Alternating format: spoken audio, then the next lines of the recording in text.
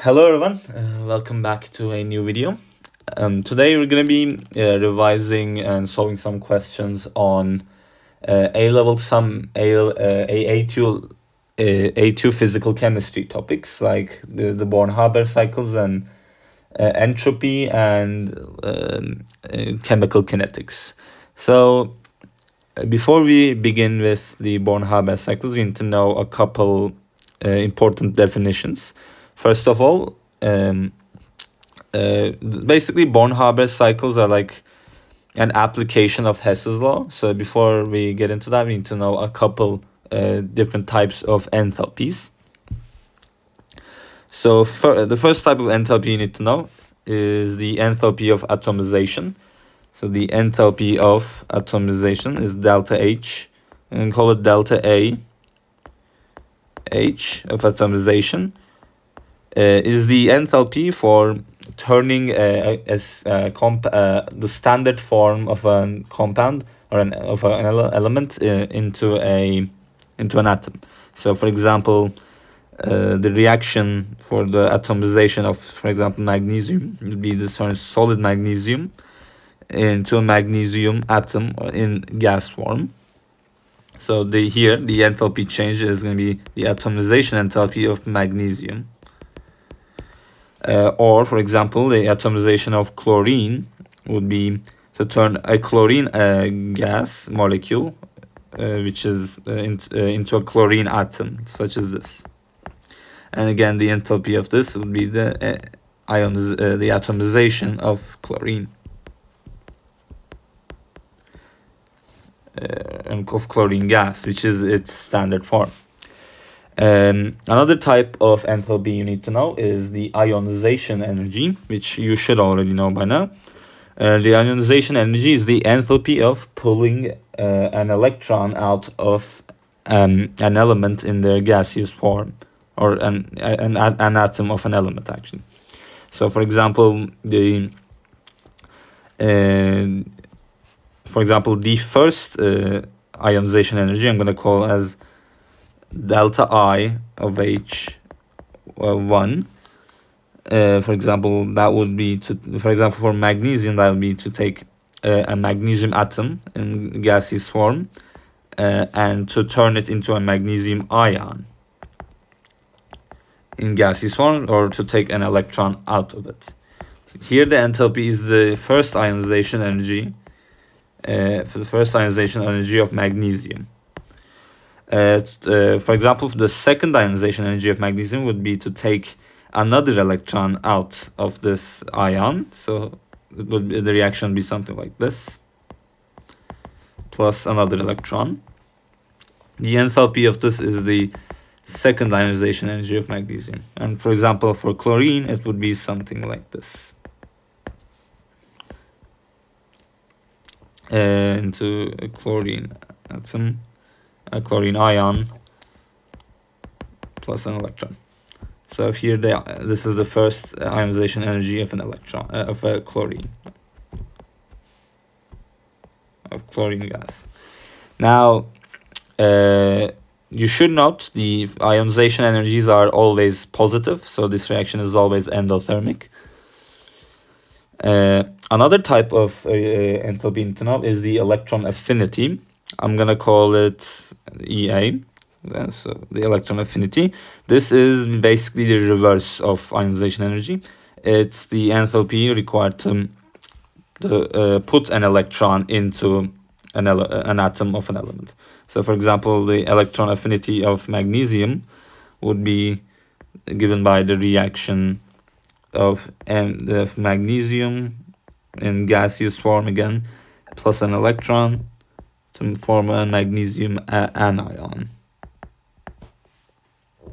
Again, the enthalpy of this is the electron affinity of magnesium.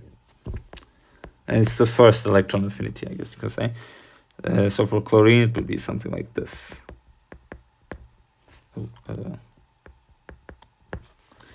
Plus an electron to form a chloride ion. So here the enthalpy is the first electron affinity of chlorine. Another enthalpy you need to know is the lattice formation enthalpy. I'm going to call it as delta L of H. The lattice formation enthalpy is the enthalpy of an ionic lattice forming from its ions, not its elements in standard form, but its ions. So, for example, the lattice enthalpy of sodium chloride would be something like this. So to form sodium chloride from its ions, you need a sodium cation plus a chlorine anion to form a sodium chloride ionic compound. And the enthalpy of this is the lattice formation enthalpy of sodium chloride. Basically, the lattice formation enthalpy is like the energy of the ionic lattice. Other than that, we have the lattice the reverse process of this, the lattice dissociation enthalpy. So, for example, the reaction of sodium chloride turning into its ions, like this, would have an enthalpy of negative delta L of H of sodium chloride. And this is the lattice dissociation enthalpy. So this is the lattice dissociation. Dissociation. Okay, I can't write. This is the lattice formation. Now, we also have the hydration enthalpy. I'll get to that in a bit later, because this is pretty much all we need to. All right, now let us begin with Born-Haber cycles. A Born-Haber cycle is basically like a long process of reactions and enthalpies for the formation of an ionic compound. So, in the book, there is a Born-Haber cycle of, I think, a couple compounds such as sodium chloride. Here I'll do as an example the compound aluminium, let's say aluminium oxide. Now aluminium takes a +3 and oxygen takes a -. So aluminium oxide will have the formula aluminium 2O3. So this is the formula for aluminium oxide. Now, we know that the enthalpy of formation of this will be the enthalpy of this reaction. So the enthalpy of 2 aluminium in solid plus 3 halves of oxygen gas into a single mole of aluminium oxide. And the enthalpy of this is the standard enthalpy of formation of aluminium chloride or aluminium oxide.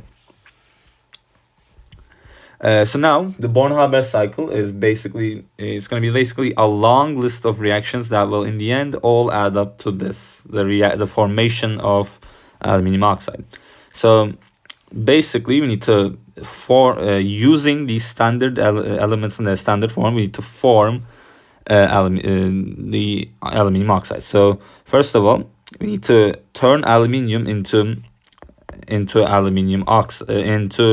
an atom of aluminium. So, for example, here the aluminium solid in the standard form, we need to turn that into an aluminium gas or an aluminium atom. The enthalpy of this is the enthalpy of atomization of aluminium. That being said, here we have 2 moles of aluminium, so I'm gonna have to multiply everything here by 2.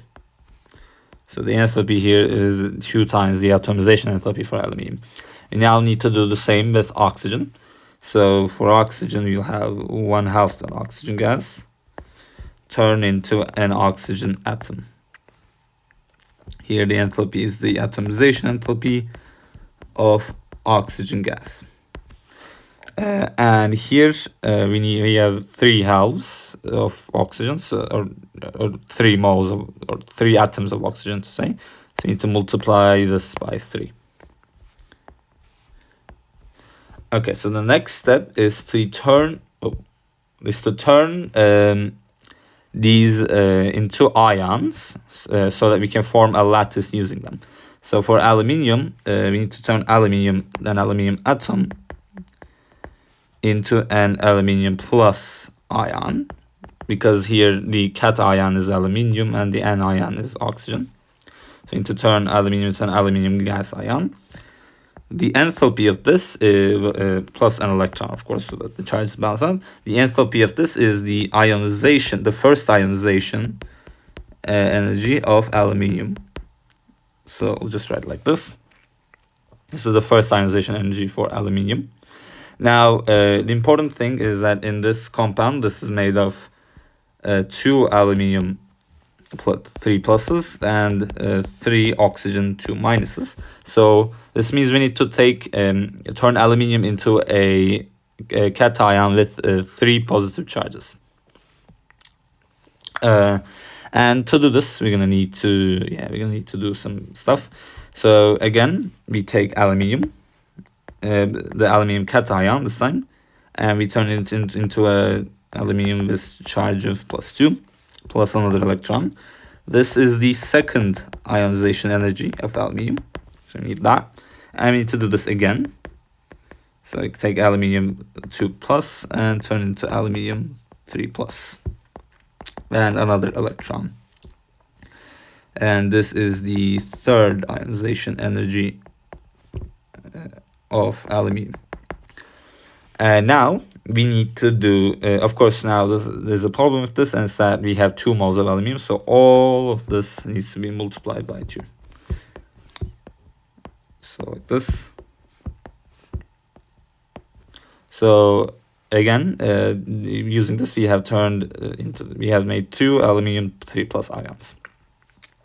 Now we need to do the same with chlorine. This, however, we need to not chlorine. What am I saying? With oxygen, we need to turn oxygen into a 2 minus ion. So to do that, we need to get oxygen.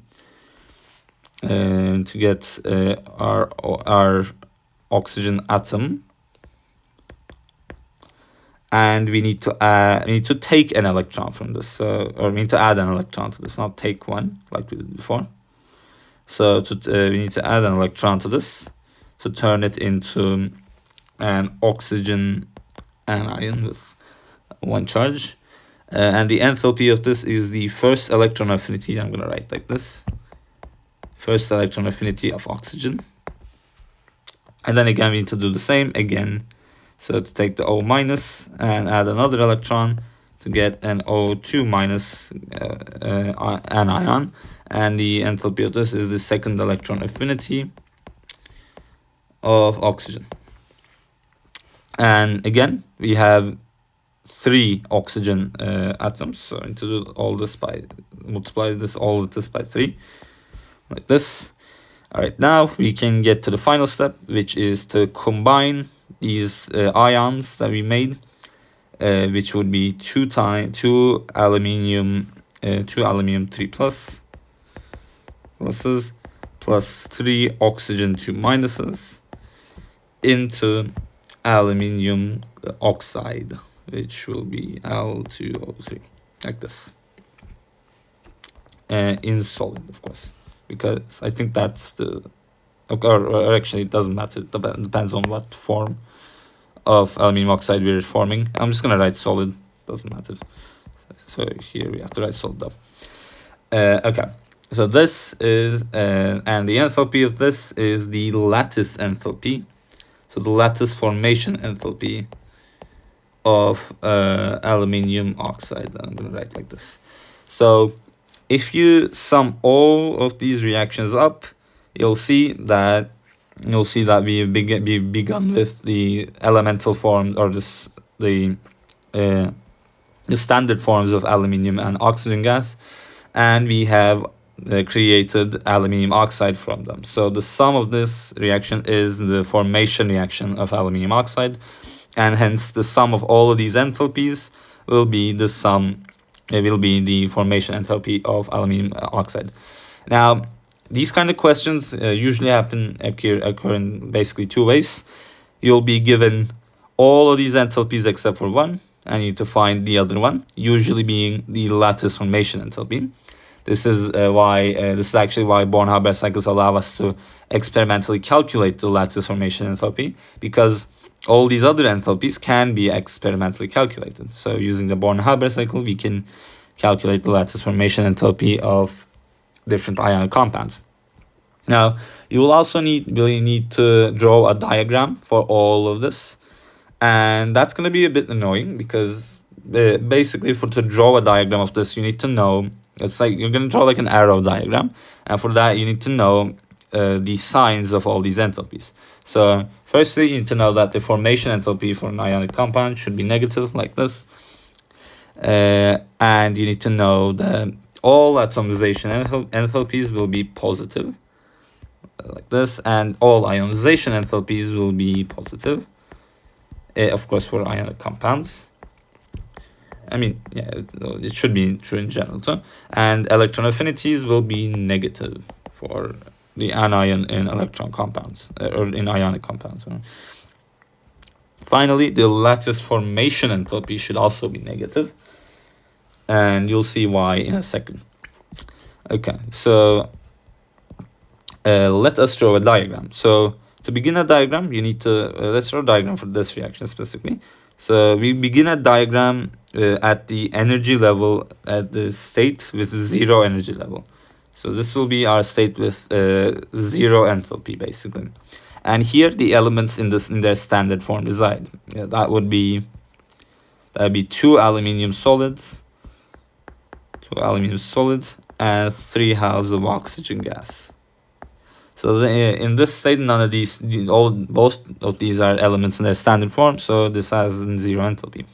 Then we can draw our final product, which will be aluminium oxide. This will have a negative enthalpy because the enthalpy of formation for an ionic compound will be negative.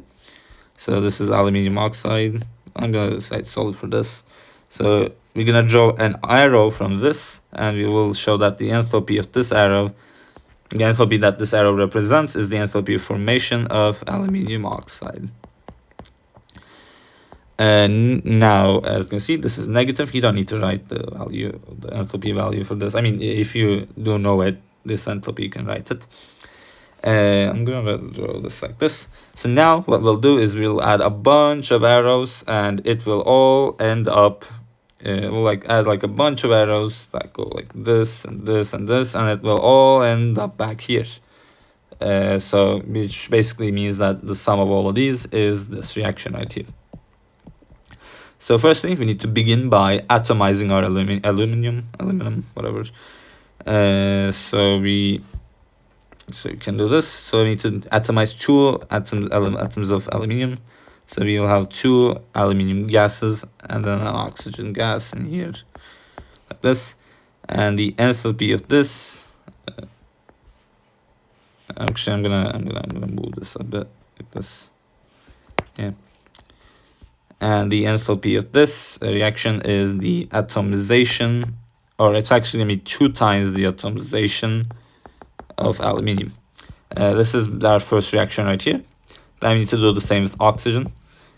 So we need to do the same with oxygen. So at this state, our materials will be 2 aluminium atoms and 3 oxygen atoms, like this. And the enthalpy of this is, as you saw here, it will be 2 times the atomization enthalpy for oxygen. Actually, I forgot to write the H here. So, oh God. 2 times the atomization enthalpy for aluminium, and here this will be 3 times the atomization enthalpy for oxygen. Next, we need to ionize our atoms. So we need to write all of these reactions one by one, which is annoying, but it's also why I chose this reaction specifically, because, well, it can be annoying. This topic is annoying in general. So we need to first now notice how I'm drawing all these arrows upwards, because all these enthalpies are positive. So first of all, we'll ionize them into aluminium +1s, +3 oxygen. No, it's not 3 O2s, 3 O's in here. That's 3 oxygen. So the enthalpy here will be 2 times the ionization energy, the ionization enthalpy for aluminium, the first ionization enthalpy, energy, whatever. And here, the next will be 2 times the aluminium +2 gases +3 O gases. Here the enthalpy is 2 times. Or actually, we should also be writing the electrons here. Actually, no, wait, hold on. Okay, we should be writing the electrons here, so we should have two extra electrons. This should have 4 extra electrons. Here the enthalpy is 2 times the ionization energy, the second ionization energy for aluminium. I need to do this once again. Actually, this time for the final time, so I'm just gonna do it like this. For 2 aluminium, 3 pluses, and 3 oxygen atoms, as well as 6 electrons. And here the enthalpy is the 2 times the third ionization energy for aluminum. All right, I'm gonna drink a bit of water. Oh. Yeah, I drank a bit of water. Okay, now all of these reactions have been positive except for the formation, so we've been going up and up and up and up. Now we're gonna start with the negative enthalpies, which begin with the electron affinity. So then now we need to use these electrons to make this oxygen atom and anion. So now we go down,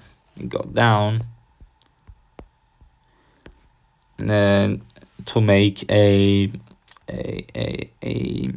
okay, what do we need to make? We need to make first of all we need to turn these. We have the 3 aluminiums.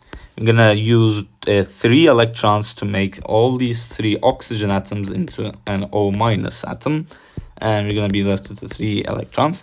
So the enthalpy of this is 3 times the electron affinity for oxygen, the first electron affinity for oxygen.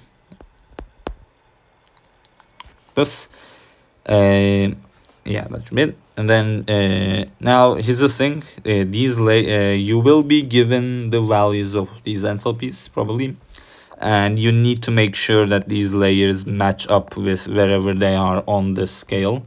So, for example, if the energy here was 1,000 and the energy here was let's say 800, just random numbers.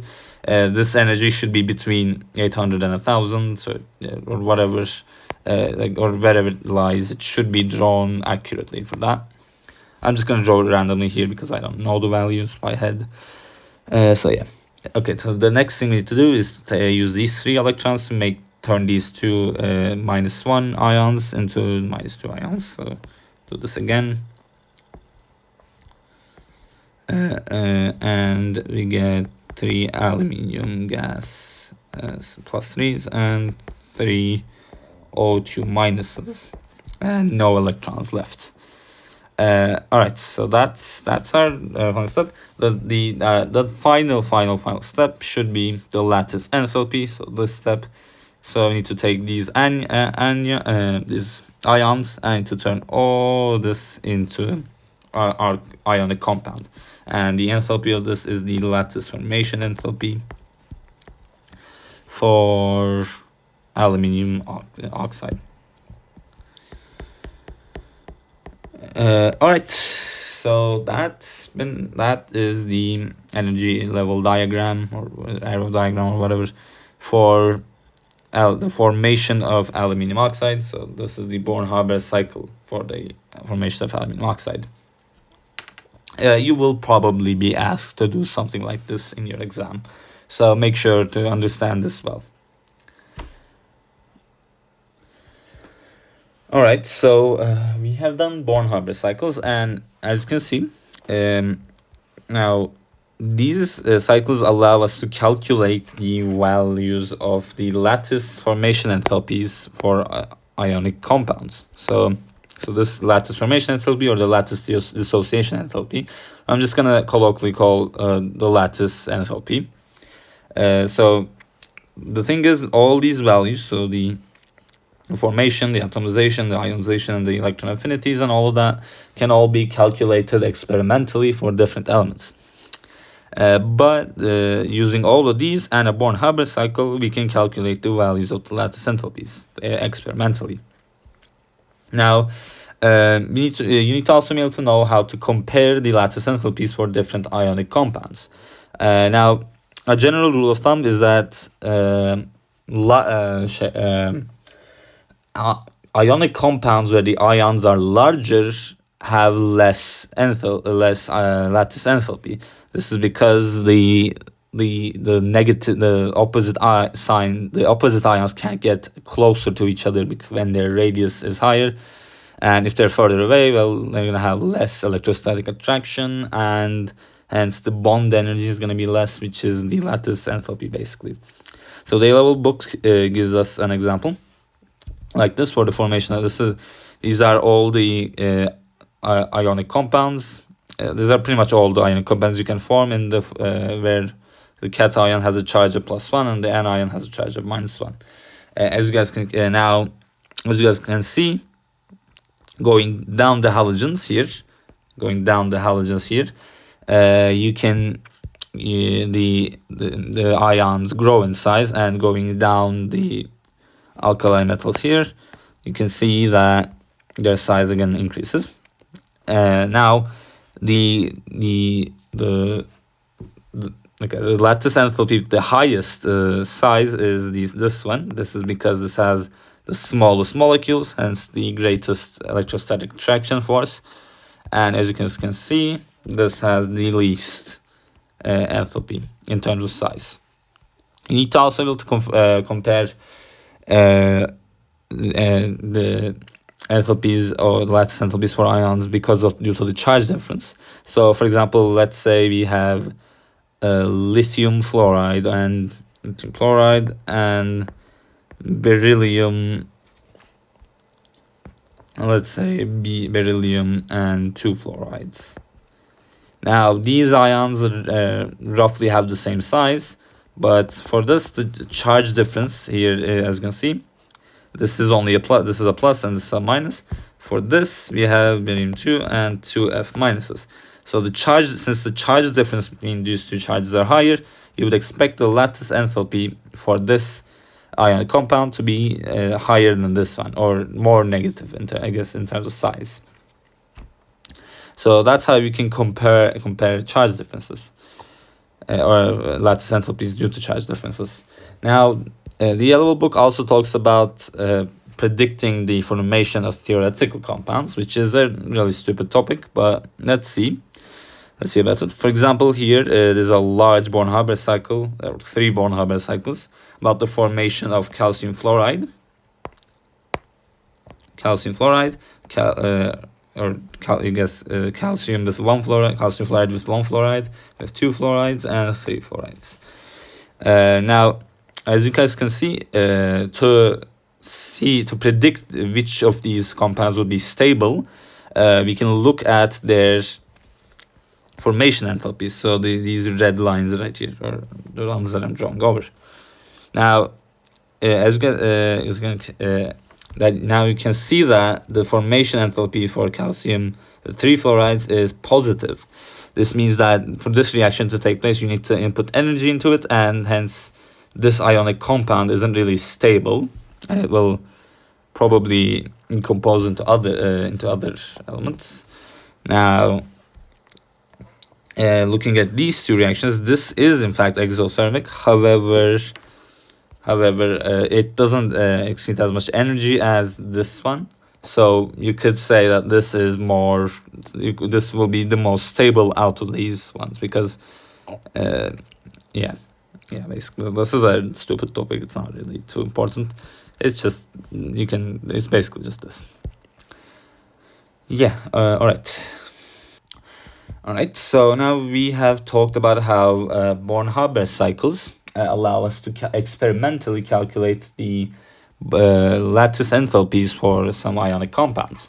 Now the thing is, if you know the charges of the ionic compounds, hold on, I couldn't open my pencil. Okay, so if you know the charges of the ionic compounds and the geometry and the distances they're apart, you can calculate the electrostatic forces and the bond energies and blah blah. And what you can do is that you can get a theoretical value, for the lattice enthalpy of that ionic compound. Now, the only problem with this is that this theoretical value assumes that the bonding between these two is purely ionic. Now, the thing about most molecules is that they almost all molecules will have some covalent characteristic and some ionic characteristic. And the thing is, usually for our normal ionic compounds such as sodium chloride, so if you take sodium chloride, this will be not too, the covalent characteristic for this will be really low, and the theoretical value for the lattice enthalpy we obtain and the experimental value we obtain from the Born-Haber cycle will closely match, showing us that the ionic model is a pretty good model for ionic compounds. Now that being said, for some ionic molecules that can be covalently bonded, something weird will happen. So for some ions, the electron clouds of the ions will distort each other and merge a bit, which means they pretty much share some electrons, and hence there's some covalent bonding present. And if there's a covalent bond present, then that means there's an extra bond energy, and that means the experimental value, the one that will be closer to the true value, is going to be a bit higher than the theoretical value, because the theoretical value considers only ionic, while the experimental value considers both the ionic and the covalent characteristic. We say ionic molecules that can do this distortion effect into a significant amount to be polarized. Now, basically, the amount of covalent characteristic depends on the difference between the electronegativities of the element. So here, these values here are the electronegativities. And for example, as you guys can see, sodium and chlorine are way farther apart from each other, and their electronegativities the difference in their electronegativities is really high. This is why a covalent characteristic doesn't show up. And a basic rule of thumb is that elements farther away from each other will have more ionic character, which makes sense, as for an ionic compound you need you simply need a metal and a non-metal, right? Which is why they need to be farther apart. And now we can, for example, if we have a molecule of oxygen 2, O2, the difference in their electronegativities is 0, which means this is perfectly covalent. This is a perfectly covalent bond, while, for example, the sodium chloride, it's mostly ionic, but it still has a teeny tiny bit of a covalent bond. Now, that being said, if you can form an ionic compound between two elements that are closer, for example, Ayla books gives an example of zinc selenide.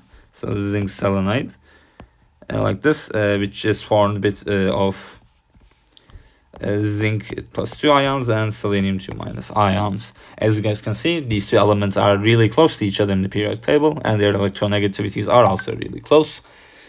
This is why that these two elements make each other polarized. So for these two elements, there is a bit of covalent characteristic in their bond. So they share a bit of electrons, and they distort their electron clouds and stuff, and that their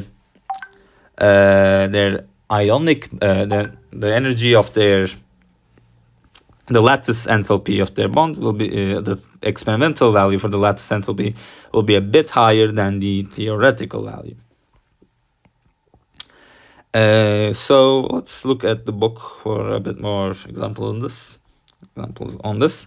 Now, the book says that basically for this discrepancy to happen, for them to be polarized, for the atoms to be distorted in this case, the positive, the cation of the ionic molecule should have a small size and a higher charge, while the negative ion should be a larger size and also a high charge.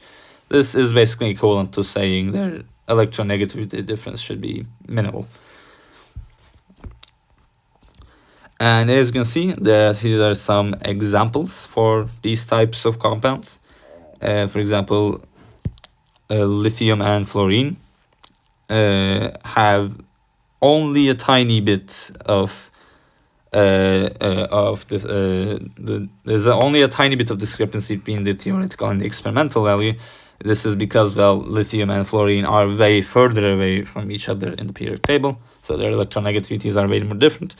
But for example, looking at something like, say, for example, sodium or silver chloride here has a way higher, there's a higher difference between their theoretical and experimental values, so there's a more percentage error.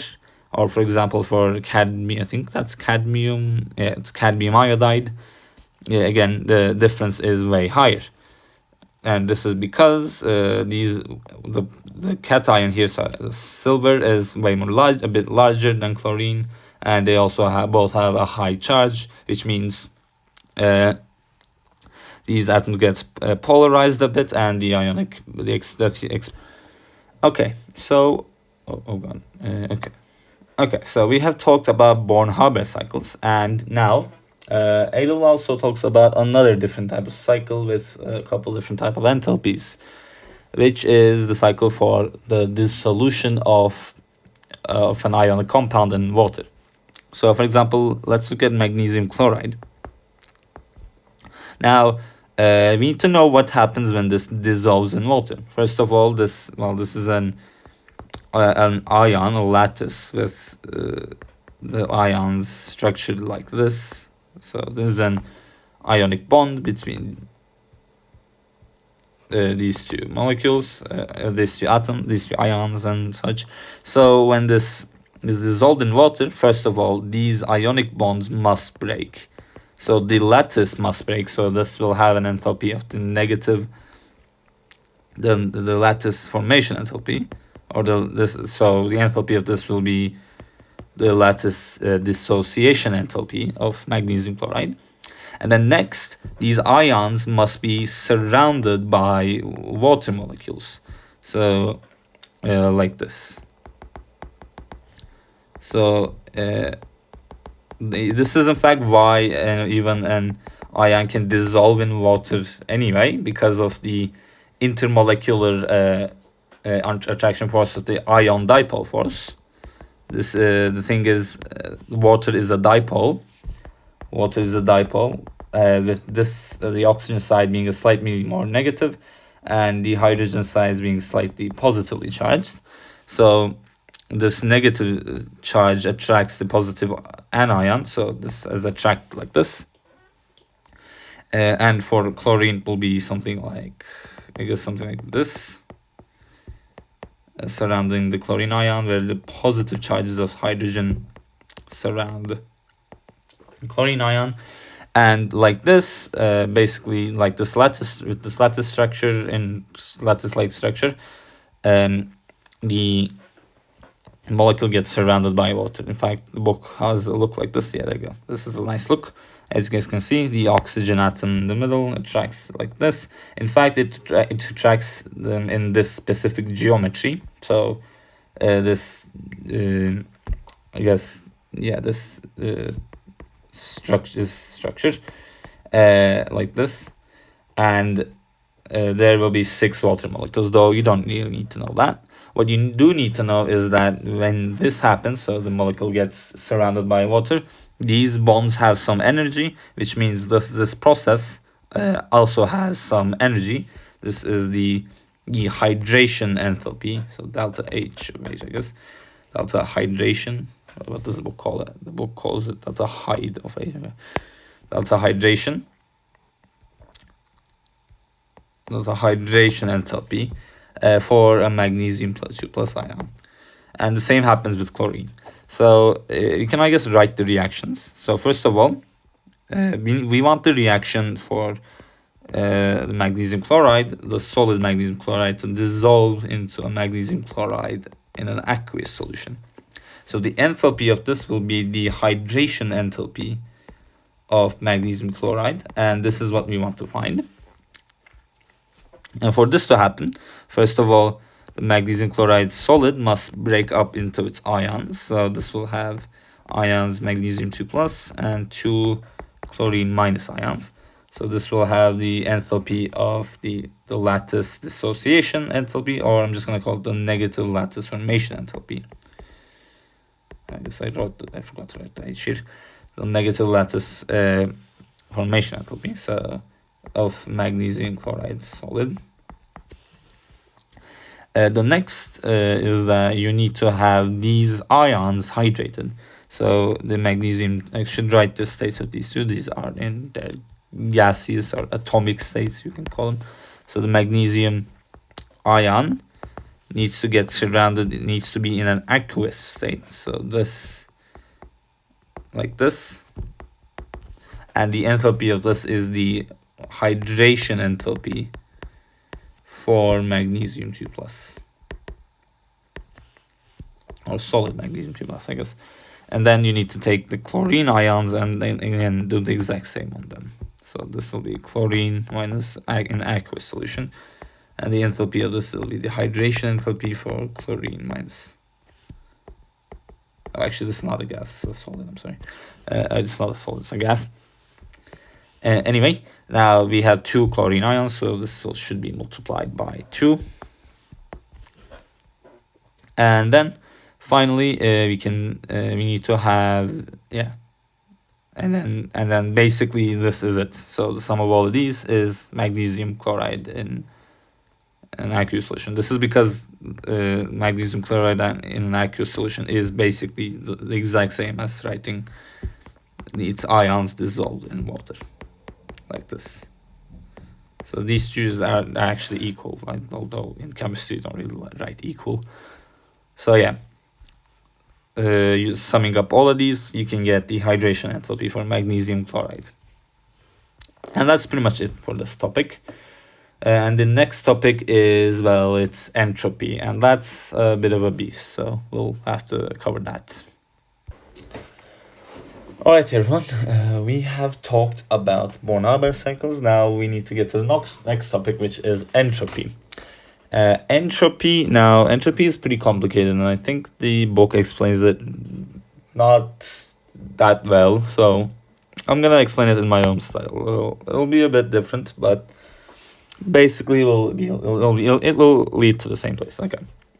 So now I think the best way of understanding the concept of entropy is with an example. So let's say you have a closed box, so no material or energy can enter or exit the system. And let's say let's say you input some gas, like here in the middle, some gas molecules in here, and you let the system expand or progress. Now what you'll see is that first of all, these gas molecules will move in random directions, and the box will be filled with gas. The box will eventually go and become something like this, where the molecules are more randomly distributed. Now you might say, why does this happen? Well, why don't the molecules, for example, if you think about this process and think of the backward process, you'll see why it's a problem. Like a box filled with gas molecules moving randomly can't just organize themselves into this little clump like this. And the reason for this is, well, it's entropy, or I guess it's statistics, if you think about it, because, well, these molecules are moving randomly, and then this state will have a higher probability. So the probability of this state, the probability of the state happening is technically higher than this state happening. And this is what entropy is. Entropy is like a concept of probability. I mean, it's a bit more complicated than just that, but entropy is like a way of measuring the number of states a possible system has, and like the number and the probability of this kind of state happening. Of course, that's not really precise, and it's not. We don't really need to delve any deeper than that, but that explains what the second law of thermodynamics is all about. The second law of thermodynamics which I'm going to write. It technically isn't given in the book, but I think it's important. Says that the entropy of an isolated system or the universe of the universe will constantly increase. Will increase. And if you think about this, is a statistical law, because a state like this has more probability of happening. So the state with the state that has the higher probability of happening will happen more, and hence the entropy of the universe will increase from this idea, I guess. Now, basically, this means that this process follows the direction of time. What I mean is that if you put input gases like this, it will eventually, as time progresses, it will progress like this, as this state has more entropy, and hence the entropy of the system increases with time. If you think about the backward process in which these randomly moving gas molecules suddenly arrange themselves into a clump like this system has a really low probability of happening, which means that it decreases the entropy of the system. So that process doesn't happen. We call such processes that happen on their own, or I'll say the processes that follow the direction of time, feasible processes, or another word is spontaneous, as these processes will happen on their own. Now, I did say entropy is like a measure of probability, but in practice, it really is just a measure of the disorderness or the chaoticness of a system. If you think about it, this system is more disordered than this, and the second law of thermodynamics is actually just a really poetic way of saying that, well, the universe will get more and more disordered as it progresses. And an analogy here can help. For example, think about like your room. If you don't actively clean it, it will get more disordered in its own. If you don't do anything, the direction of time will make it be more disordered. Now, in A level, you need to be able to do two things, which will be to qualitatively describe the entropy of a system and to quantitatively describe the entropy of a system. I'm going to begin with the qualitative description because it's easier. So, first of all, you need to understand that out of the three phases of matter, of solid, liquid, and gas, gases have more entropy. And liquids have the middle amount of entropy, while solids have the least amount of entropy. Of course, between different types of matter, this may change, but for a single type of matter, this holds in general. Another thing to think about is that more gas molecules, for example, or more molecules in general, will mean more entropy. So in a process, if you let's say, for example, so let's think about a process of, for example, water, liquid water turning into gas water, or evaporation, in other words. Now, this state has a more higher entropy, which, by the way, we show entropy with S. The symbol S.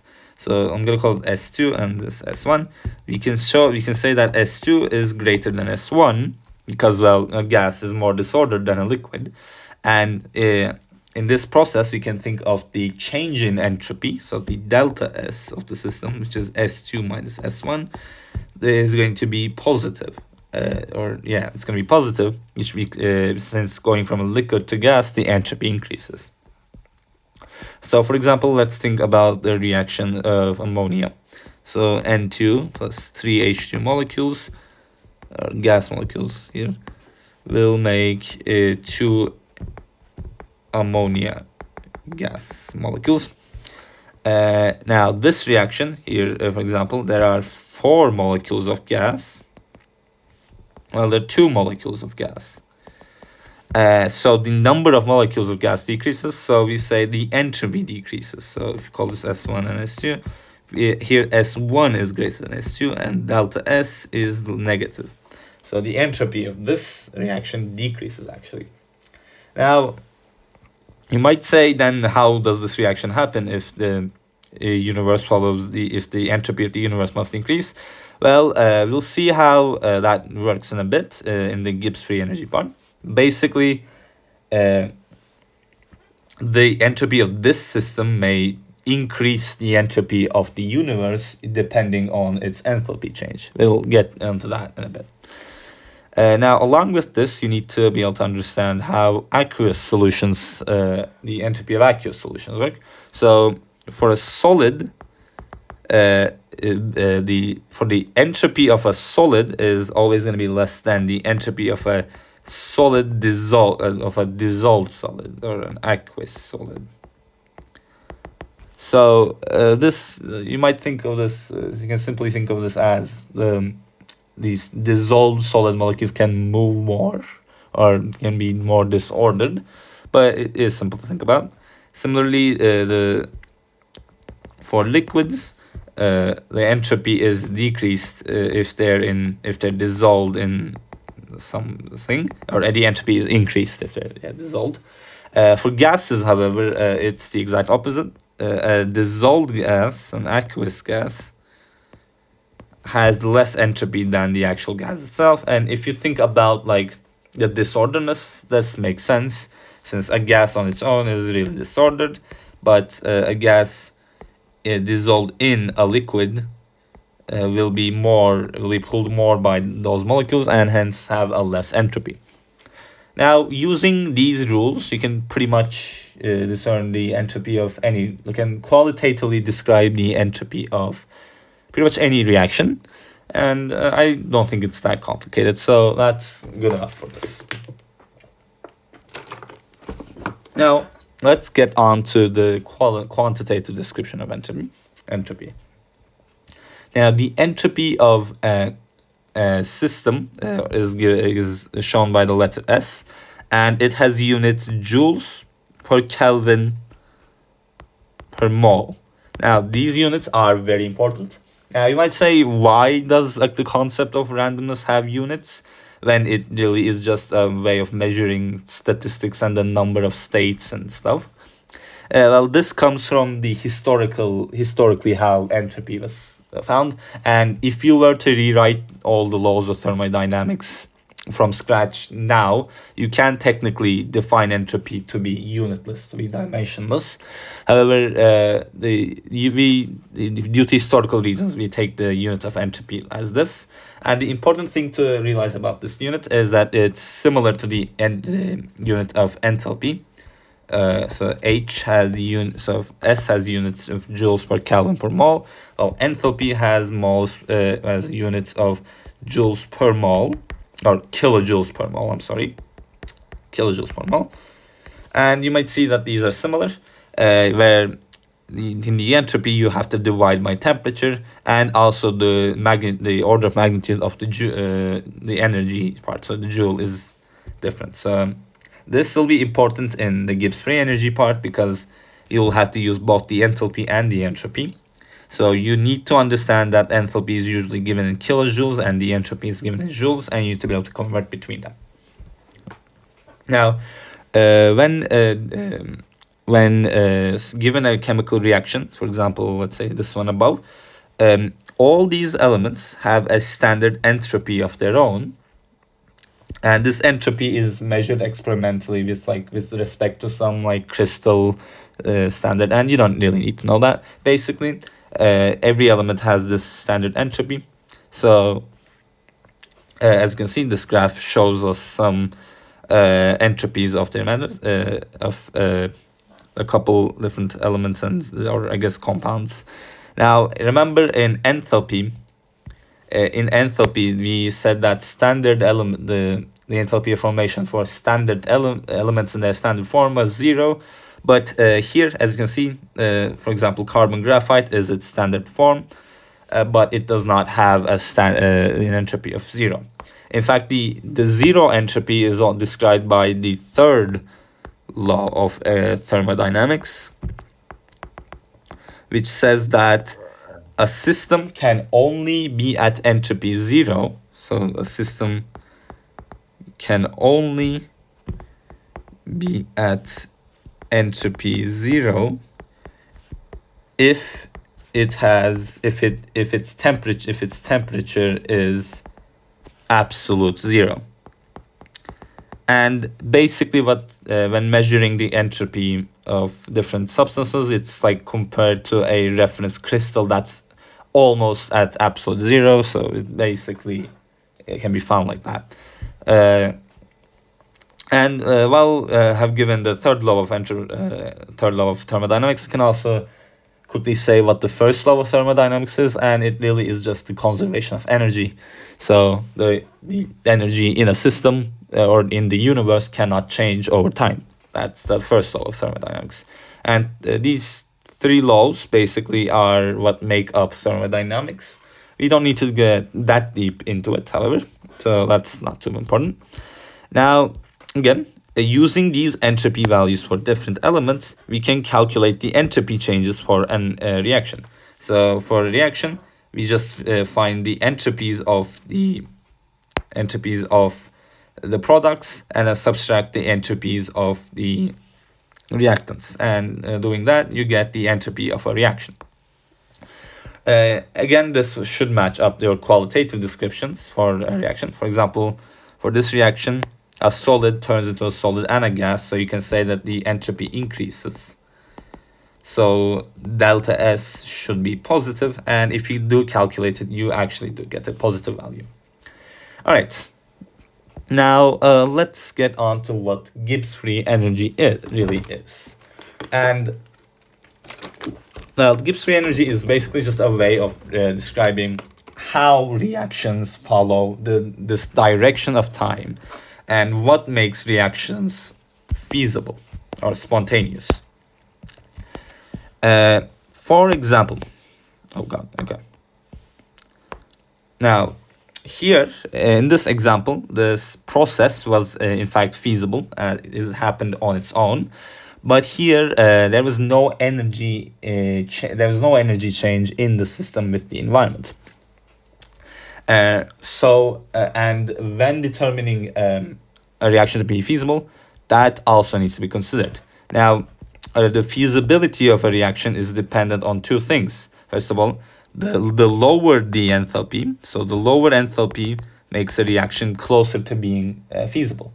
You can think of this as nature's will to decrease potential energy. For example, on Earth, if you have a ball, let's say rolling, let's say you have a mound like this and you have a ball, this state has higher potential energy, but the ball will nature will try to make it so the ball falls down into a state with lower potential energy.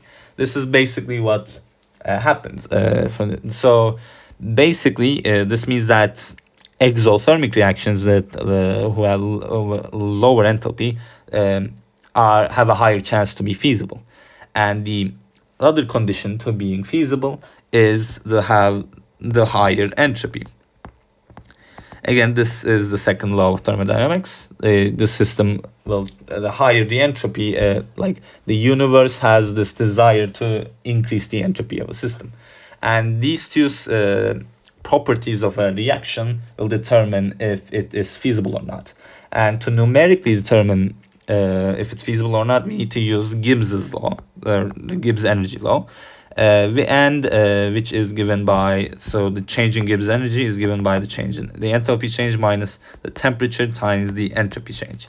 And now the A-level book kind of just gives this formula to you. I'm gonna go through like a non-rigorous proof of this, but you do need to know that you don't actually need to know this proof, but I think it helps explaining it. So now, usually we consider reactions in a closed system. So in this box, for example, now in a closed system, no matter can go in or out. So there's no matter input or output into the system. So this is the system. And let's say this box right here is the universe. the universe, and this right here is the environment. Now, in a system, in a closed system, let's say closed, no matter no matter moves out of the system or into the system. However, there is a movement of energy and energy can move from the system or into the system, into the environment. So now, and the first law of thermodynamics says that the energy of the closed system and the environment is the energy of the universe, and this energy stays constant. And as well as the definition of entropy gives us that the entropy of the system, which I'm going to write the entropy of the system plus the entropy of the environment, or I guess the entropy change of a system plus the entropy change of an environment, is equal to the entropy change of the universe. Now, the second law of thermodynamics says to us that if the change in that the entropy of the universe must try to increase. This means that the change of the for the reaction to be feasible, this change in the entropy of the universe must be positive. If it is negative, then it will be in the reverse of the direction of time. So for a reaction to happen on its own, for it to be feasible, for it to follow this direction of time, then the entropy change, it must increase the entropy of the universe, according to the second law of thermodynamics. Now, here's another thing. Let's say call the enthalpy change of this closed system delta H of system, and since the first law of thermodynamics says that since the energy is conserved, the enthalpy change of the environment then must equal the negative of the enthalpy change of the system. This is important because, well, the enthalpy, if let's say the closed system is, the enthalpy of the closed system increases by 10 kilojoules, then the environment must decrease by 10 kilojoules for the universe, the energy of the universe, to stay constant. Now, from the laws of thermodynamics, or I guess the relationship between thermodynamic variables, you can show that the entropy change of the environment is the enthalpy change of the environment divided by its temperature. I'm not going to show why this is true. This is because of the relationship between thermodynamic variables as well as the system being a closed system. And if you think about it, the units make sense. If this has units of joules per mole and this has units Kelvin, then this will have units joules per Kelvin mole, which is exactly the units of entropy. Of course, normally we measure enthalpy in kilojoules, so for this we're going to convert enthalpy into joules, or you need to convert entropy into kilojoules, depending on what unit you want to give the answer in, and I'll touch on that a bit more later. Now, we already showed that the enthalpy change of the environment is negative the enthalpy change of the system, so the entropy change of the environment then must equal the negative enthalpy change of the system divided by the temperature. Then we can say that the entropy change of the universe is the entropy change of the system, and then plus the entropy change of the environment, which is delta H, the enthalpy change of the system divided by temperature. Now, if you multiply both sides by negative T, we get that negative T times the entropy change of the universe is equal to the entropy change is equal to the enthalpy of the system, which I'm just going to write as delta H, and minus T times the delta S of the entropy change of the system, which I'm going to write as delta S. And now we can define the change in the Gibbs free energy as delta G, as negative T times the entropy change of the universe, and we get the Gibbs relationship between thermodynamics variables, which is that delta G equals the enthalpy change of a system minus T times the temperature times the entropy change of a system. And again, the units make sense. This has units joules per mole or Kelvin per joules per mole or kilojoules per mole. This has units Kelvin. This has units joules. Okay, right, joules per mole per Kelvin.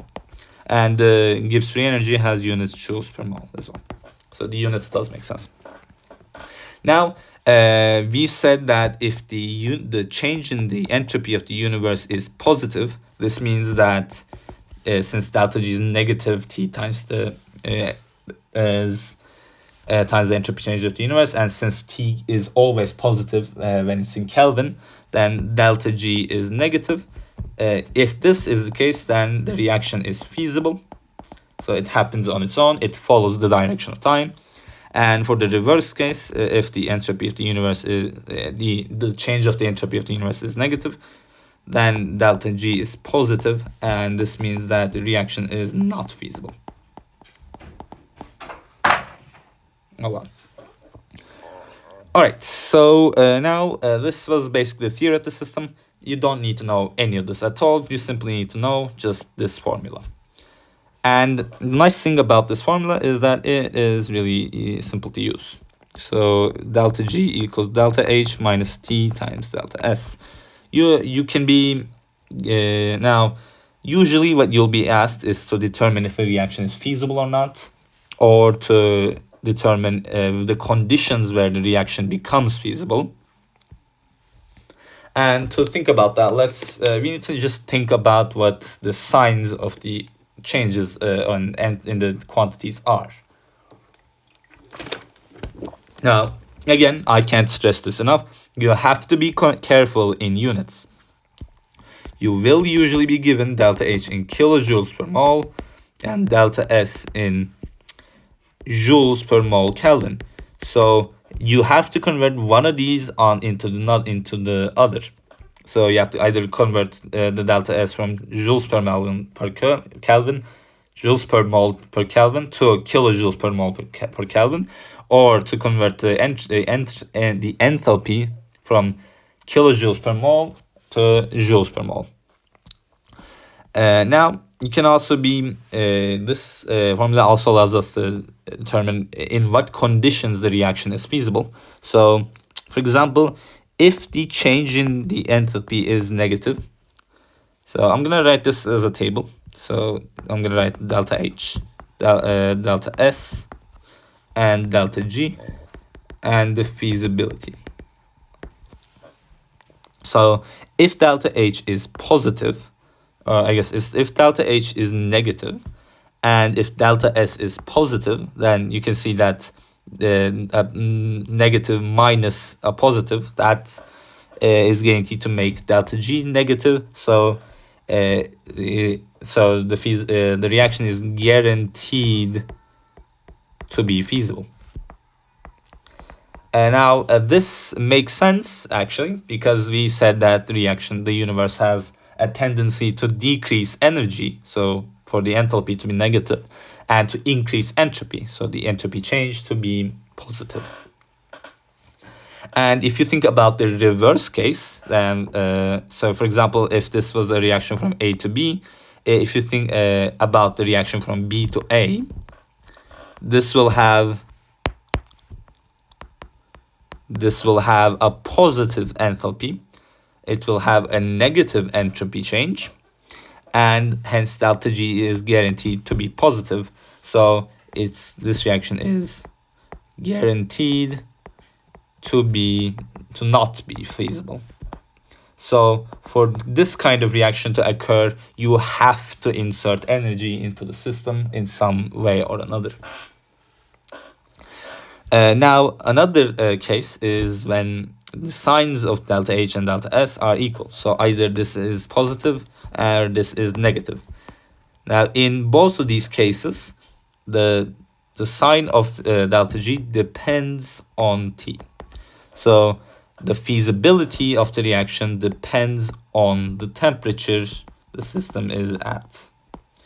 So for example, this can be an example of, for example, the water evaporating. So for example, here you can see gases have more energy. This should be a liquid. Liquids have less energy, gases have more energy. So delta H of this reaction is positive. But gases are more disordered than liquids. So delta S of this reaction is also positive. So here, for this reaction to happen on its own, the temperature of the system must be in some sort of range, must be higher than some value T, such that this delta G is negative. So if you think about this formula right here, there will be some T that after which all T will make this delta G negative. And in fact, that's the point at which water can evaporate. And yeah, so you can see how this makes sense for real physical processes or chemical reactions. Now that's not pretty much it. We also need to consider the case for when the change in the change in the Gibbs free energy, so delta G is 0. In this case, we say that well, okay, we need to think about this like this. So let's say we have a reaction from A to B, and let's say we have some delta G for this reaction.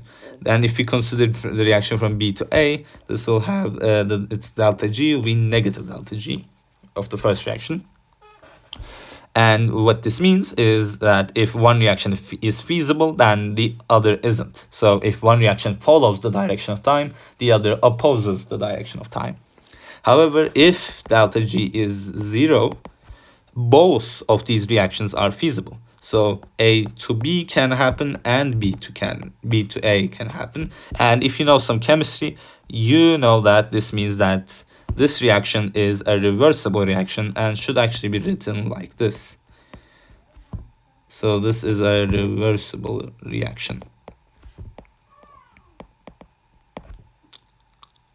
Alright, and that's pretty much it. I'm gonna be solving some example questions, but there. Alright everyone, now we have pretty much completed the thermodynamics unit. And I would solve questions on it, but unfortunately this video is going to be way too long if I do that. So you should do that on your own. It's not too bad. I mean, you should have understood it by now. Now, the thing is, the next unit is called Kinetics, and I want to do a simple comparison between the two units. So thermodynamics and kinetics. Now, the thing is, in thermodynamics, we examine what happens to get to when we get from the reactants to the products. So, for example, if we have a reaction in the form A to B, thermodynamics analyzes what happens when we get from A to B, if it is even possible to get from A to B, and stuff like that. In kinetics, we measure what happens during this process of getting from A to B. So basically, in thermodynamics, if we measure things like enthalpies and entropies, those don't give us any information on the speed of the reaction, which is what kinetics is all about. So now, let's say we have an example reaction, for example, A plus B turns into C. Now, the reaction rate here, let's us call that R. We can calculate that by measuring the concentrations of the reactants or the products. So in some time delta T, if the concentration of A, so we show that by like this with square brackets, if there's a change in concentration of the A would give us the rate, except it wouldn't because the change in the concentration of A is negative, so we need to put a minus sign here. Similarly, this would be equal to the change in the concentration of B divided by a small change in time. You can see this from stoichiometry. And we can also measure the concentration of C, and the rate would equal the rate, hold on. The rate would equal a small change in the concentration of C divided by a small change in time. This time it doesn't have to be negative since this is an increase. Now, if there is this rate then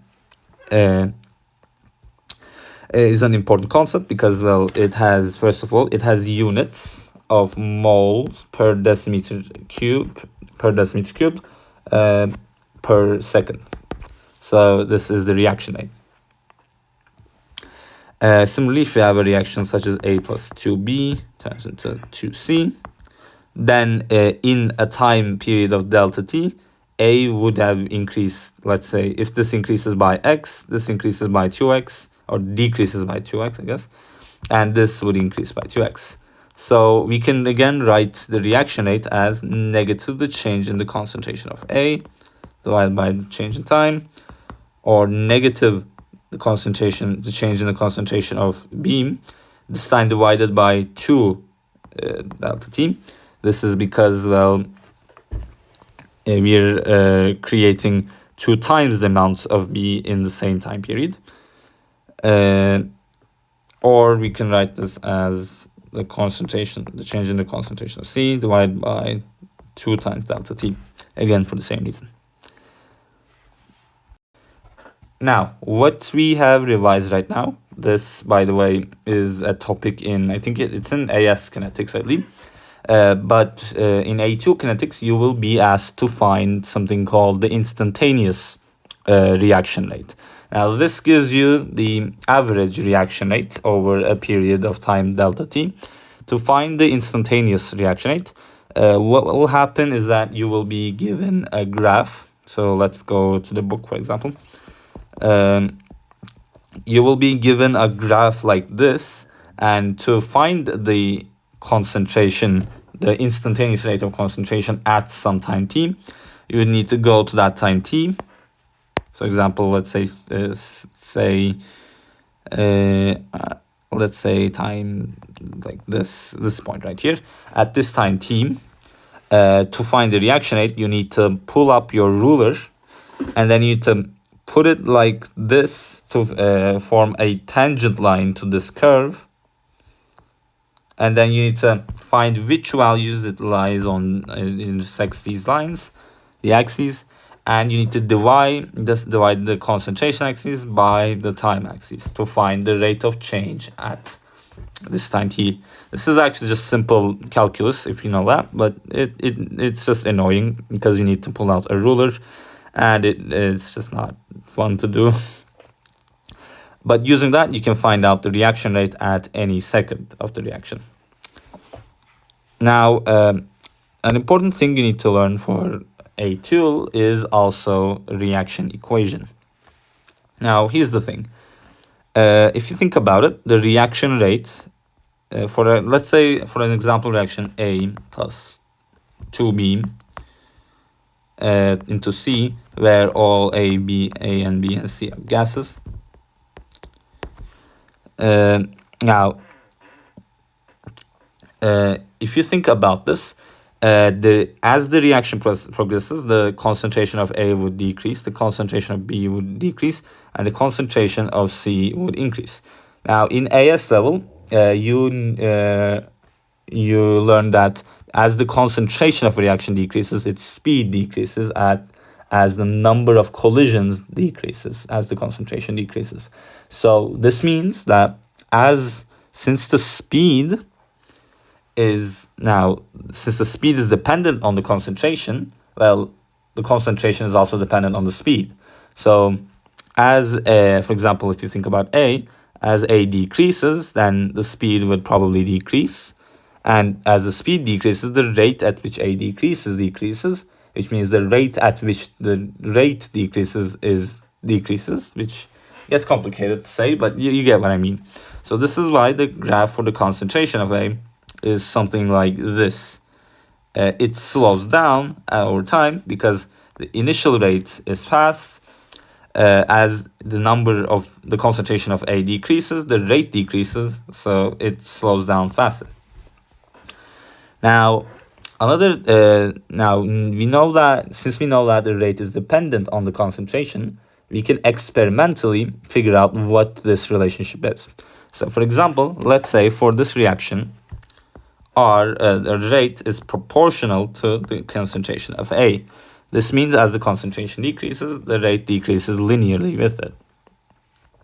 And let's say experimentally, you measure that the rate is proportional with B and the concentration of B.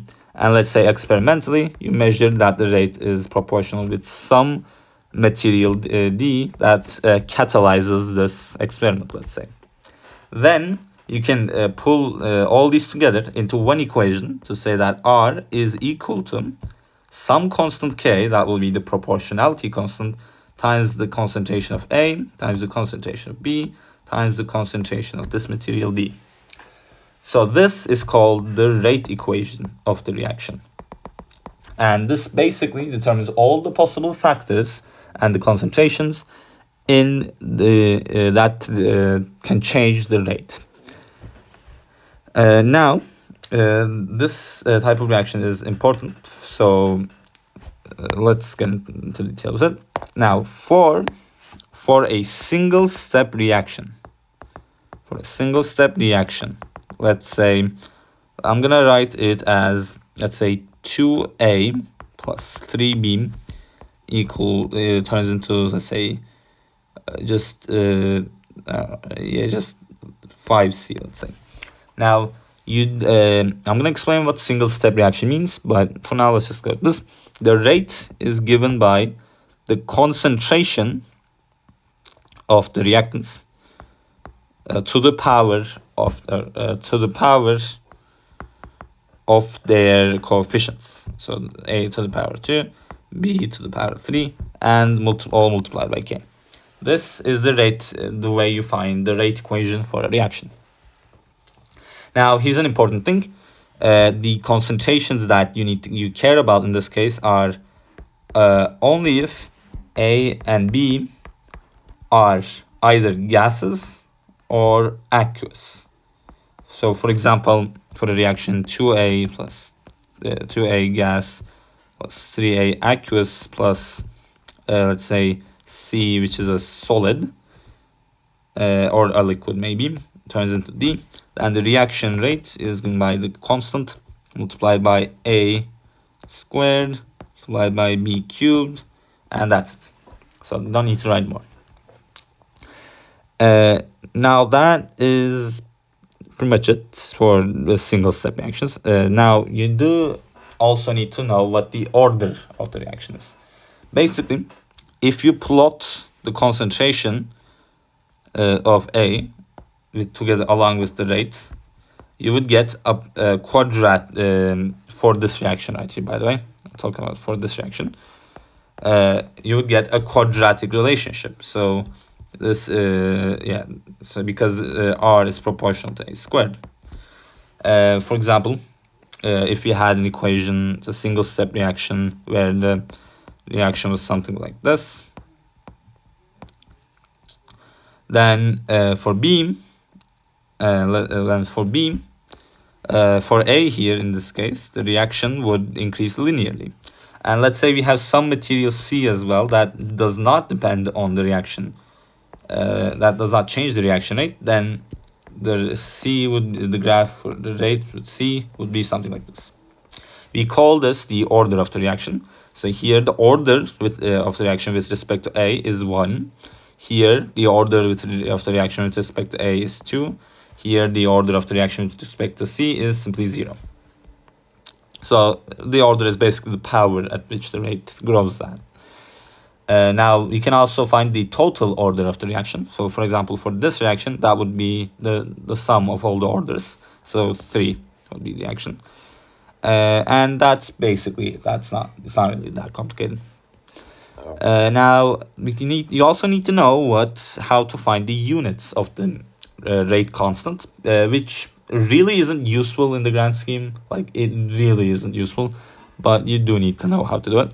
So, and it's not that complicated, so let's just know it. Oh god.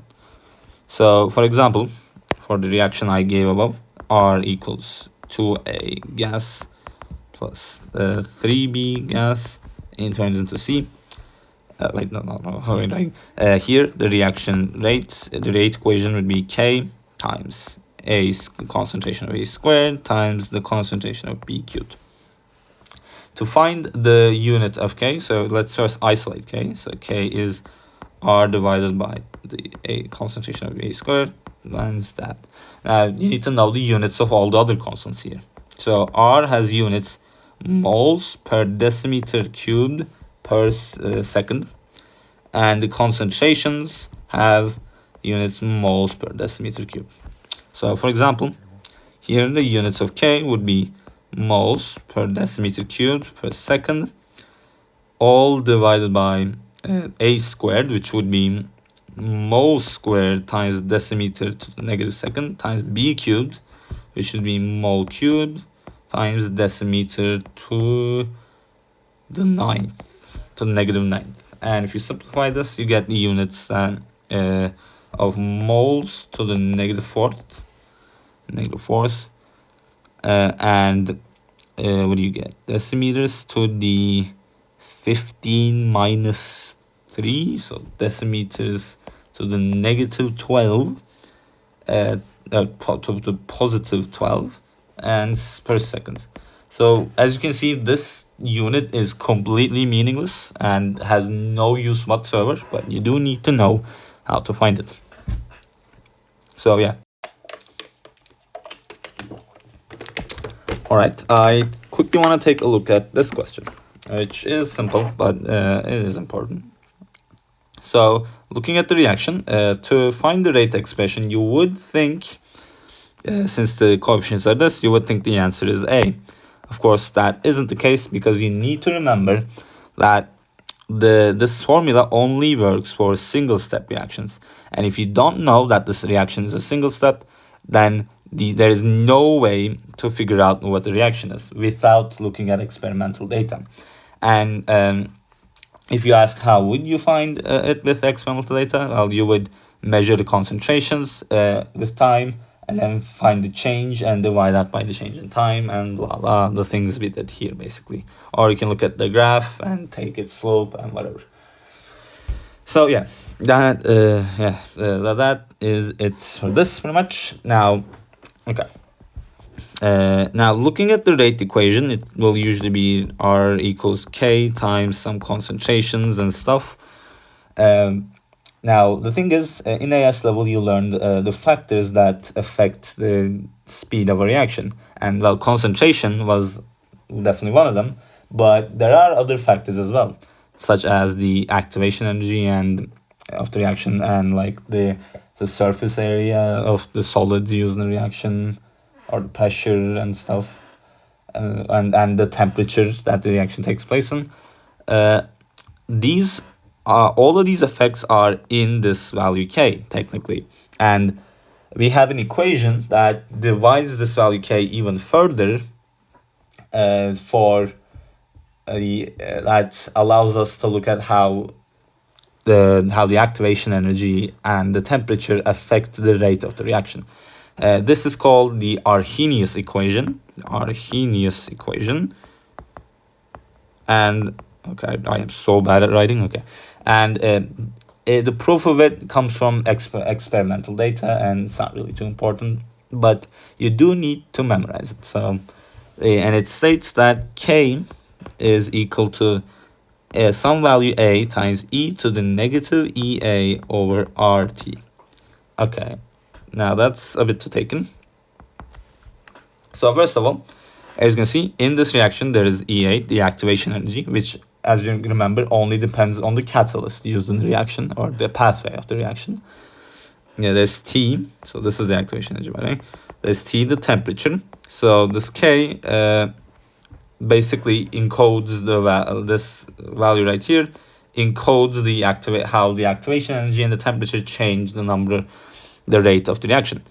This A right here is dependent on the collision number of particles, and it doesn't matter, and you're never going to use it, so don't worry about it. Now, if you remember, the Maxwell-Boltzmann distribution gave us a graph of the fraction of the number of particles. So the fraction of the number of particles with a specific value of the kinetic energy, and it was something like this. If we say the activation energy is something like this, then we know that okay, hold on, this graph is way too big. We know, like something like this. We know that this area right here is the number, or I guess the total fraction of particles that can react. This number is actually given by this fraction right here, e to the negative EART. This fraction right here is the number, there's a fraction of the particles that can that have a valid number of collisions. And as you know, if the number of effective collisions increases, or the fraction of particles that can perform an effective collision increases, the speed of the reaction increases, which is why K is in the rate equation. Now you might also ask, what is this value R? If you remember, that's the value R from PV equals nRT, or it's the ideal gas constant. And you can derive it from here, but the ideal gas constant is equal to 8.31 joules per mole per Kelvin, which, by the way, coincidentally is the same units for entropy as well. Anyway, so along with the temperature, from that you can calculate what the value of K is, or I guess the fraction of particles that can react is. Now here, if you don't know about what E is, do not worry about it. It is simply a number. I mean, it's way more than just simply a number. If you know calculus, you know, but that doesn't matter for us. For chemistry, it is simply a number, and just know how you can calculate this kind of value using your calculators. Now the important thing about an exponential is that you can take a logarithm, and for E you take the natural logarithm, which if you don't know what it is, well, it's simply the inverse function of the e to the x. So one way of saying that is that ln, the natural log, or ln of e to the something, is that something, or e to the natural log of something is that something. And now, just like how exponentials can convert sums inside of them into products outside of them, logarithms can do the exact opposite. They can turn products inside of them into sums outside of them. And these are basically the rules you need to know, and just know that your calculator can calculate what the natural logarithm of any value. So yeah, that's all for natural logarithms. Now, the thing that is important about this is, for the Arrhenius equation, is that, well, here's the thing. If you have an equation in the form like this, if you're given a graph of this, it will be something like this, and with respect to temperature, if you graph K with respect to temperature, it'll be something like this. And this is not acceptable for us because, well, you can't really measure what are the values of EA or A here from that graph. Instead, what you do is you do some tricks to turn this into a linear graph. So if you take the natural logarithm of if you take the natural logarithm of both sides, you get that the natural logarithm of K is equal to the natural logarithm of A times e to the negative EA RT. Now, this is a product, so this turns into a sum outside. So this is the natural log of A plus the natural log of e to the negative EA RT. And since the natural log is the inverse of e to the A, this is simply ln of A plus or minus EA over RT.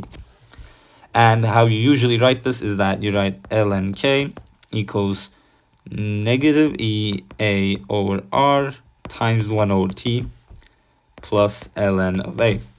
And you basically, what you try to do is that you write this in the form of y equals m times x plus b, or I guess the equation of a line. So when you graph this will be some kind of graph. The y-intercept, or b here, is the natural log of a. So we'll start from the natural log of a, and it will decrease like this. Here, if of course here the x-coordinate is 1 over t, and the y-coordinate is the natural log, okay? So what you need to do is that you need to, for a given values of t and k, you need to measure the value, you need to calculate the values of 1 over t and the natural log, okay? Then this would be the reaction, the equation of here, the slope m is equal to negative EA over R. So this, you know, that is, it's negative, so it's decreasing. But if you calculate a difference in here, so I guess y dx, dy dx will give you the value ER, negative EA over R. And then from this, you can calculate EA. And this is pretty much the premise of all Arrhenius equation questions. It doesn't really matter too much.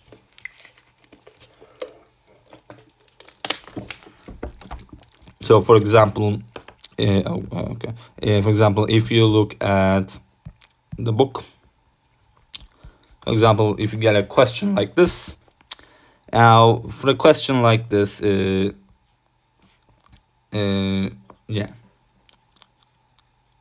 a question like this, what you need to do is you need to calculate the values of 1 over t for all of these values. So you calculate 1 over t for all these values, and you need to calculate the natural log for all of these values, because this is k, and natural log for all these values.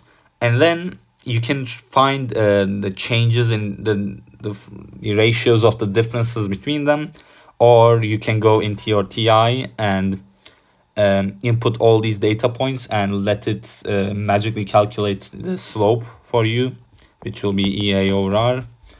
I'm not gonna explain how to do that. Go Google that on your something. It's not too bad. It's not too complicated. The easiest way is probably to just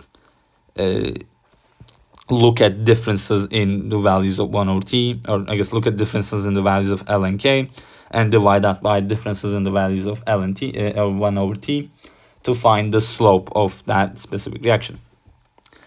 Now the little book here explains this stupid little topic here. This is not important. Basically, it just is a way of saying the Arrhenius equation gives us that a small increase in the temperature changes the reaction speed a lot, which is easier to see from the equation itself, or E over RT.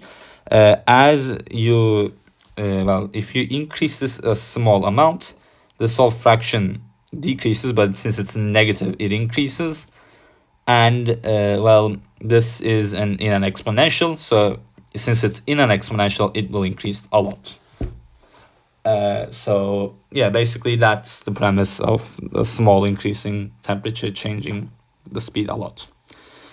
And that is pretty much it for Arrhenius. It's just an annoying topic that requires you to just measure slopes. It's not too complicated. Okay, so this part of the book isn't really too important, but it's simple to explain. So let's just explain. So basically, when trying to find the order of a reaction with respect to the concentration of a variable, what you need to do is, you need to first of all measure how the concentration of that thing changes over time. So, for example, let's say the reaction rate is somehow related with the material A. Well, maybe don't. If you graph how the concentration of A changes with time, how the rate changes with A. If you can measure this, if it's a line like this, then you know it's zeroth order. If it's something like this, you know it's first order. If it is something like this, however, you don't know if it's second or third or fourth order. You can't decide that. What you then need to do is to then measure the graph R with respect to A squared. Then if it is linear, then it's second order. or if you can measure it with respect to a cubed, and then if it's linear, then it's a cubic order. So it's not important. Another thing is mentioned is to find the order with respect to the initial rates. Hold on. With the initial rates, and that is basically just it's simple. Basically, you measure the initial rate with respect to a bunch of variables. So, for example, for the reaction given here,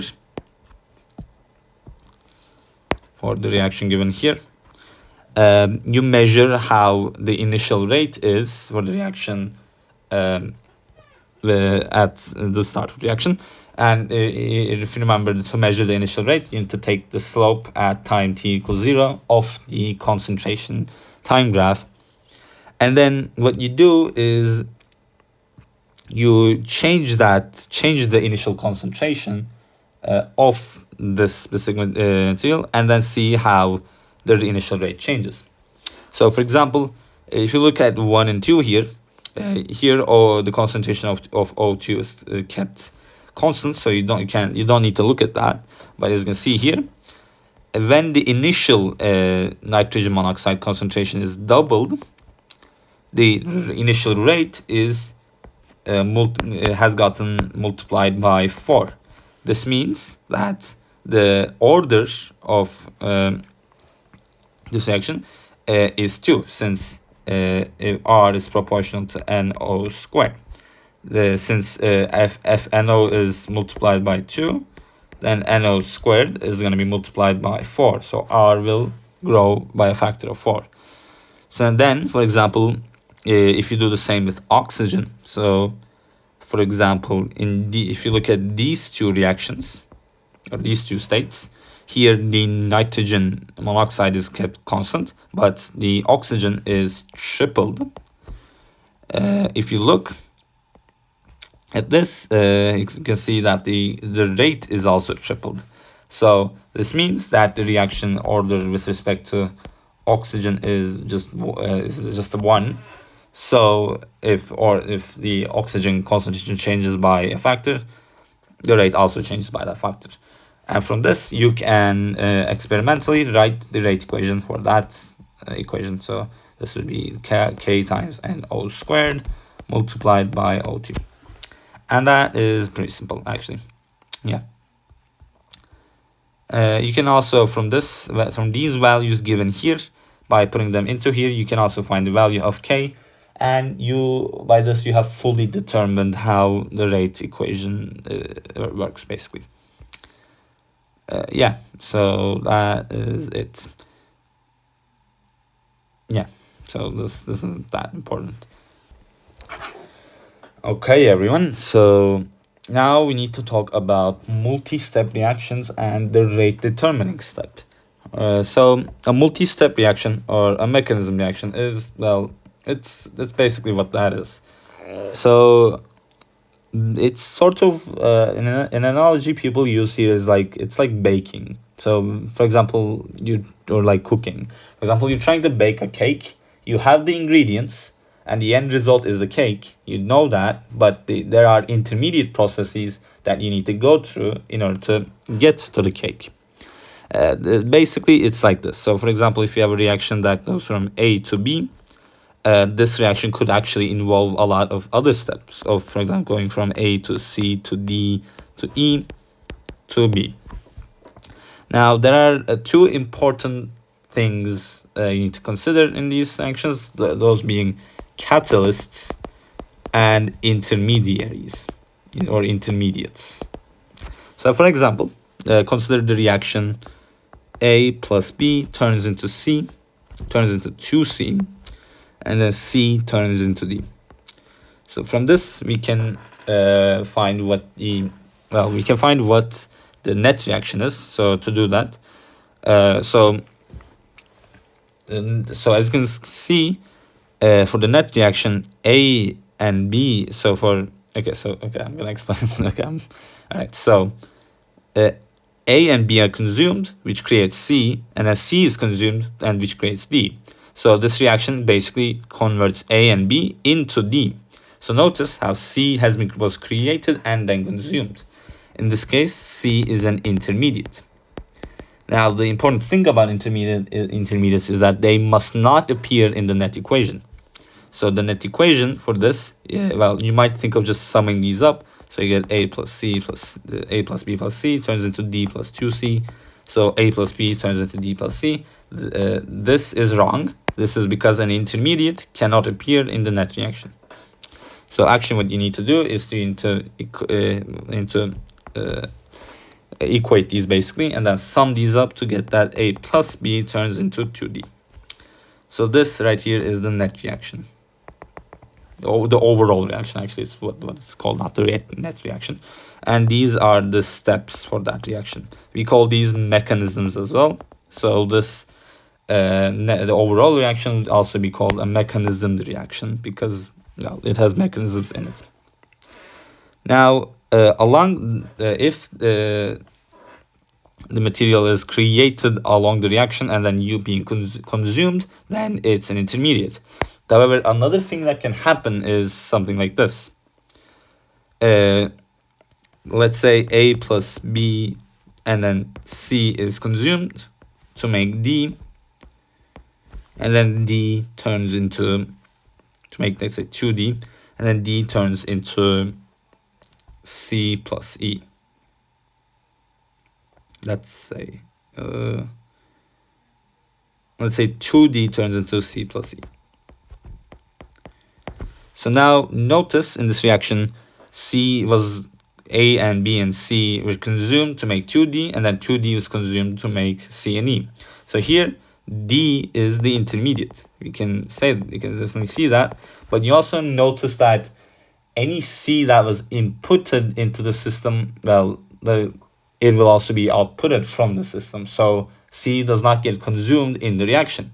However, for the reaction to occur like this, in this mechanism, C must be there. And these kinds of things we call catalysts, because, it basically allows this reaction to happen, but does not get consumed in the reaction. So the net equation you can get by summing these up. So if you sum these up, you get A plus B equals E, turns into E. And as you can see, the catalyst also does not appear in the net equation.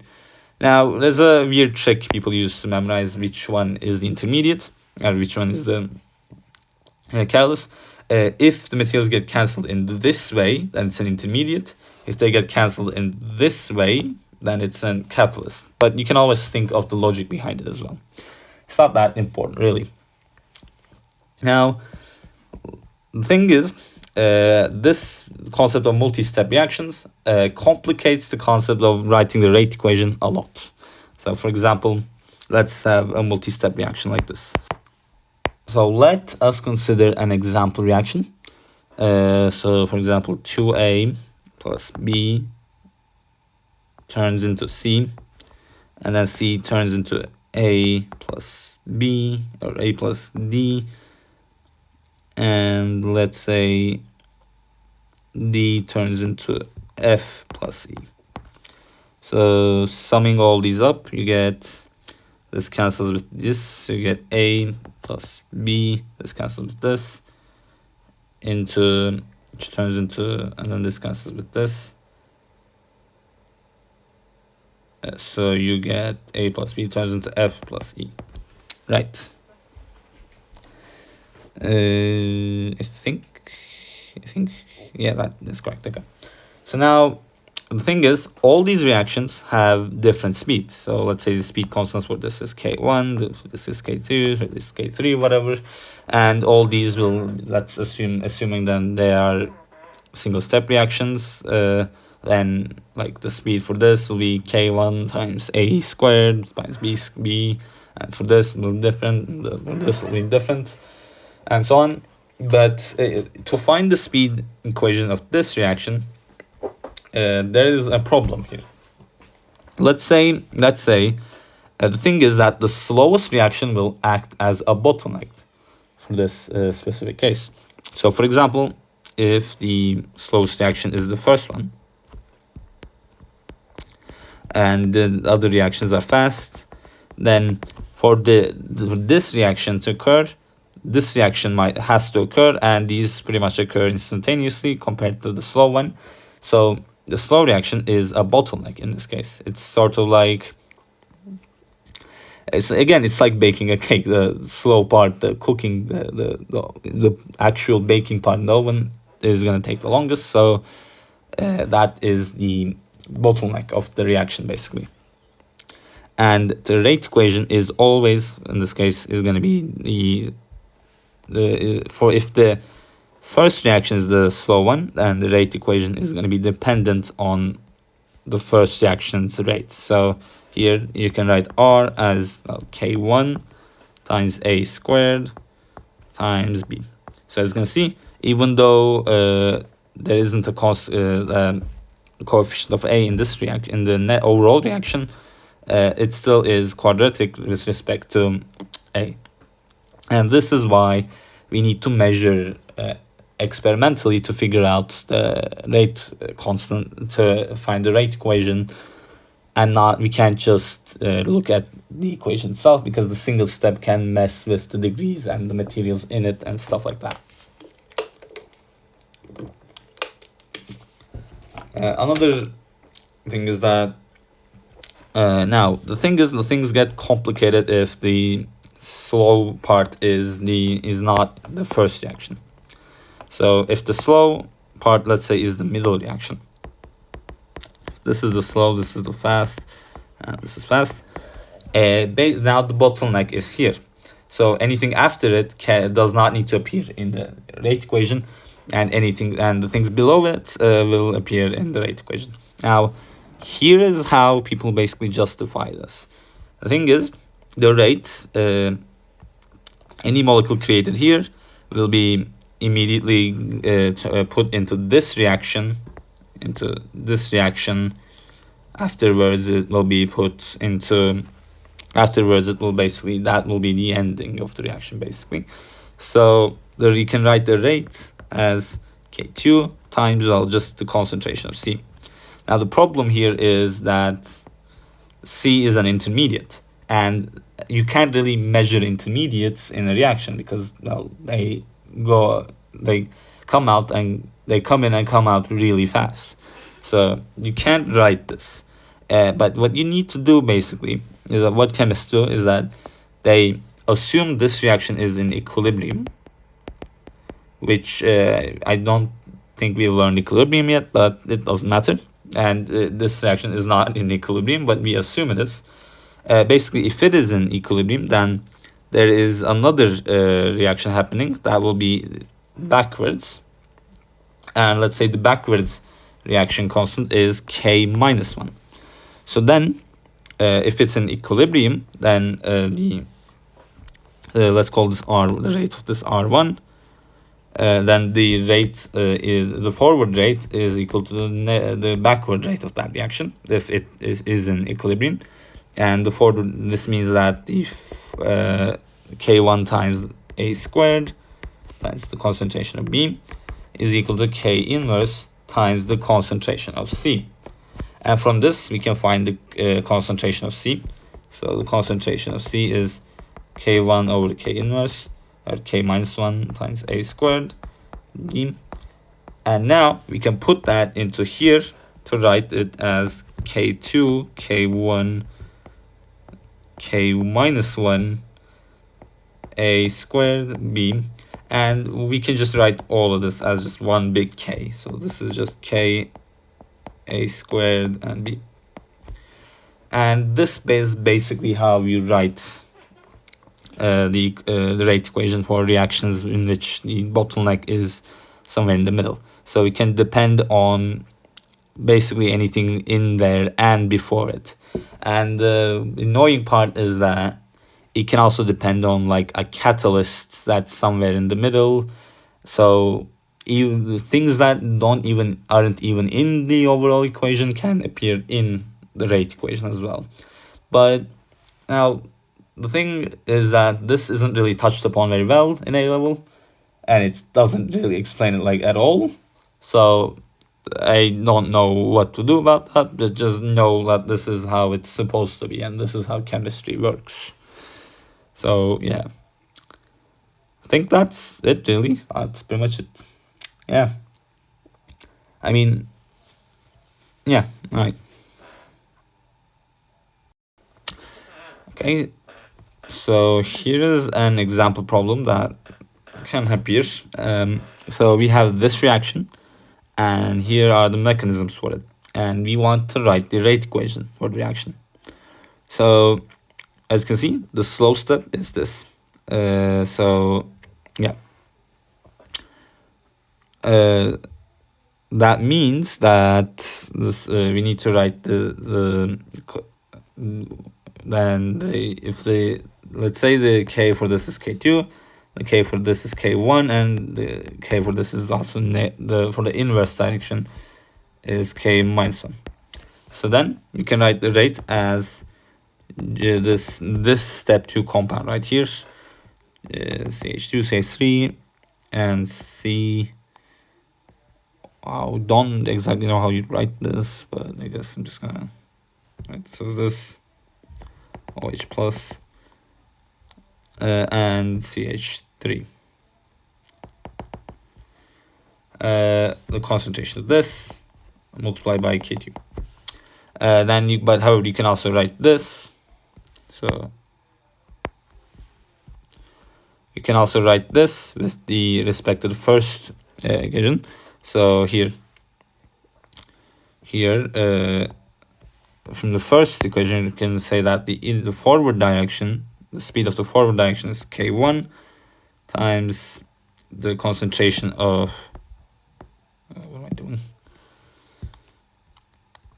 Concentration of CH3, CH2, CH3. So this compound right here is equal to, if it is in equilibrium, which it might not, it definitely maybe isn't, but we assume like it is, because otherwise it gets like really complicated with differential equations and stuff, which we don't want to mess with, times the concentration of this compound right here, COH plus, which I don't even know if it's a real thing, but whatever,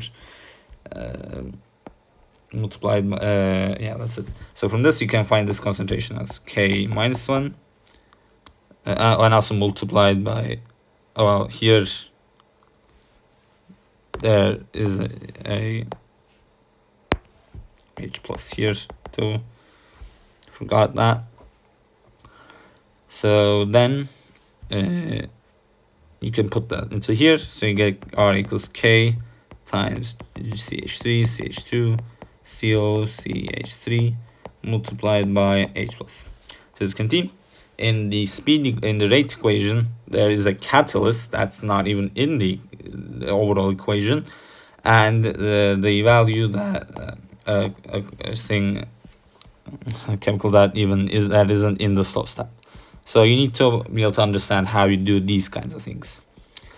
Anyway, that's it. I'm too tired at this point. I'm just bye. Okay.